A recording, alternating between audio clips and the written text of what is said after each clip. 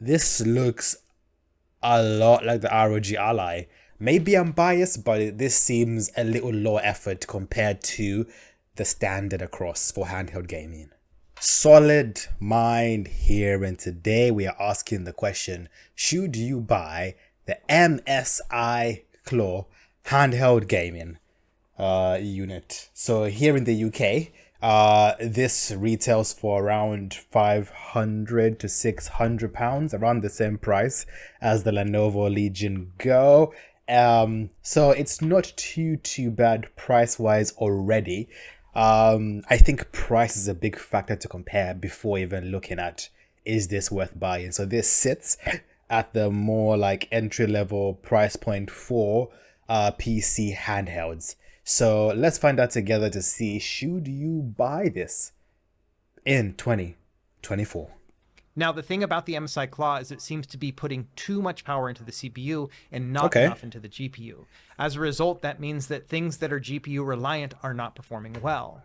This might mean that regarding other handheld units, this might not be the best alternative. Right now, it's one of the cheapest handhelds out there that I can buy today. Like I could literally walk out of my house, go to Curry's, and buy it, and on the shelf it will be the cheapest unit. They only have 8 here in Curry's in the UK. That's our go-to place for like electrics. Now, the thing about emulation is that it's the opposite. Most of the time, it's going to be more CPU reliant. That means that the way that the MSI Claw is set up right now may not be half bad for emulation. And if they do make software updates in the future, it may be that emulation performance gets a little bit of an upgrade, but not as much as it's going to be when it comes to PC gaming. And so Okay. among all the different things that we can make an Your emulation is like the low-hanging fruit when it comes to the power at this price point. I guess finding out the specs will help compare apples to apples, but emulating games shouldn't be, well, a handheld at this level should be able to emulate without any problems. It's playing at 60 hertz, not bad. The CPU and GPU usage isn't that bad. The question here comes when you use much more RAM intensive games or GPU intensive games, how would that fare? assessment about with the MSI Claw. I think that emulation in particular is one of those that won't have a huge difference if and when they update their graphics drivers. And so as a result, I do think this is going to be pretty close to what we'll be seeing even months from now. Now, all the other handhelds also had some issues as well, but among all the others, I think this one is the one that needs the updates the most. And with all that out of the way, let's now jump into the emulation showcase with the MSI Claw, because I do think there are some interesting points here. Okay, let's start by talking about the settings. It looks like you can let me pause that for a sec. It looks like you can play Steam on it. This screen is the smallest I've seen.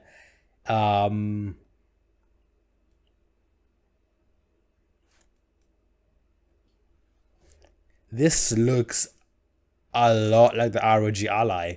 I'm looking at it and the ROG Ally, and the buttons are the exact same. Even the vents look about the same. Even the way the font looks about the same. Is this a copy of the ROG Ally X, but a cheaper version? Because ROG Ally X is around, 799, 800 pounds. So this is cheaper already. But the screen does not look the best, so the bezels look massive. Maybe it's just me. It looks more like a less than 7 inches. Let's continue. And with all that out of the way, let's now jump into the emulation showcase with the... And also the rings around it, they look a lot like the ROG Ally X. The ROG Ally X has LEDs behind it, so is it just for show? MSI Claw, because I do think there are some interesting points here. For the most part, I kept everything at a 50% brightness, but then also I used the super battery setting. Theoretically, this one... Okay, so you can change brightness, sound, how much the power is based upon, do you want high battery uses, low battery usage, the refresh rate. It has less settings than I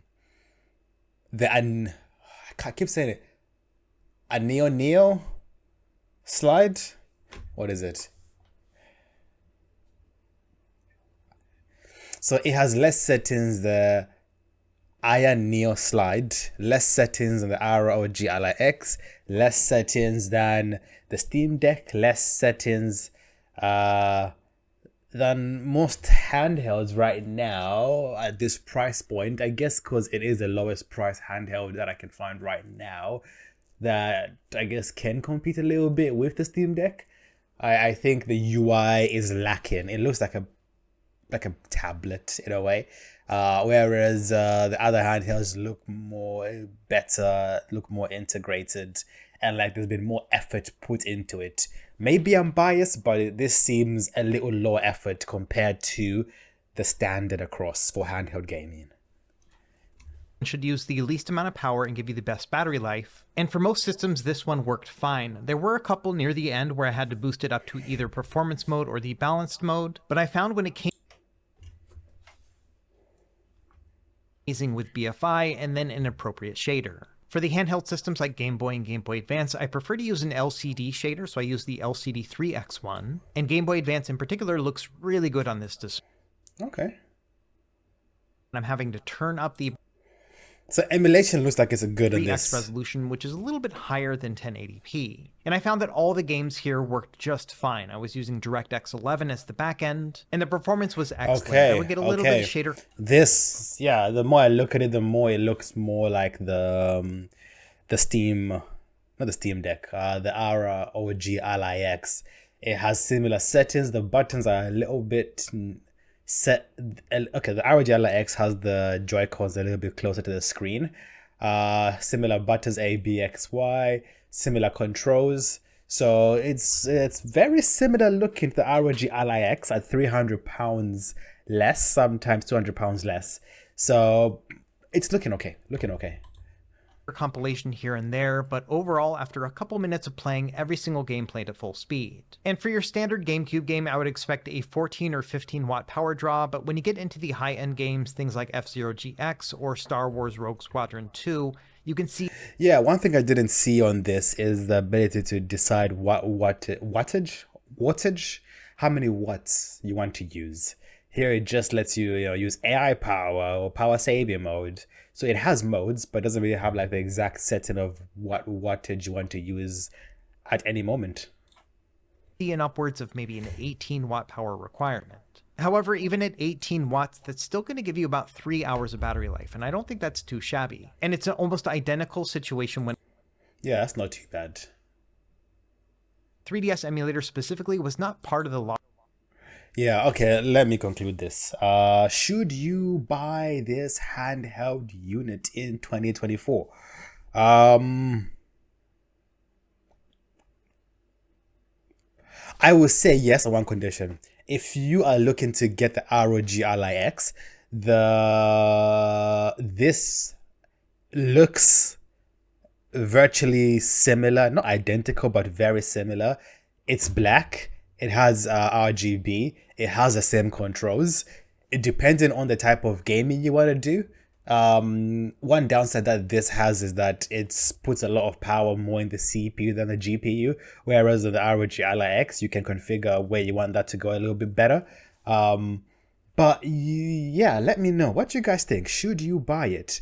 Right now, from what I've seen research wise, it's either the cheapest or one of the cheapest handhelds with these specs that you can buy right now here in the UK. On like a retail level, not online level, like I can walk into a shop and buy it level. Online there's different better units, but so far it's not too bad. MSI is the company where in the past were massive in terms of computing, and that's slowly going down. So this might be a way that MSI gets back into, the good graces. There's so many other brands that are dominating right now, so I guess this can be where the MSI goes more into the consumer market. So what do you guys think? Should you buy it? Should you not? Let me know down below. Thanks for watching. Like, comment, subscribe. Peace.